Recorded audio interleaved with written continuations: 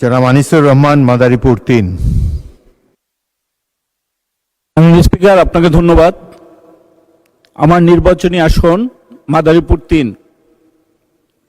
আমরা যখন নির্বাচনকালীন সময়ে বিভিন্ন গ্রামে ঘুরে বেড়াচ্ছি, সেই সময় আমি আমার নির্বাচনী আসনে একটি জিনিস উপলব্ধি করতে পেরেছি।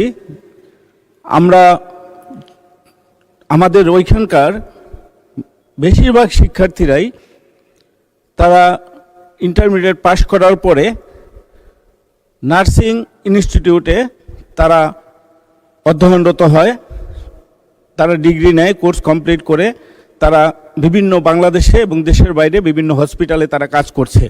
60% ছেলেমেয়েরাই এই পেশায় থাকে। সেইখান থেকে আমি উপলব্ধি করতে পেরেছি আমার নির্বাচনী আসনে ঢাসার উপজেলায় আমি একটি নার্সিং ইনস্টিটিউট করে দেওয়ার জন্য আমি মাননীয় স্বাস্থ্যমন্ত্রীর কাছে আবেদন করছি। আমার নির্বাচনী এলাকায় সরকারের পক্ষ থেকে, স্বাস্থ্য মন্ত্রণালয়ের পক্ষ থেকে যেন একটি নার্সিং ইনস্টিটিউটের ব্যবস্থা করে দেওয়া হয়। ধন্যবাদ।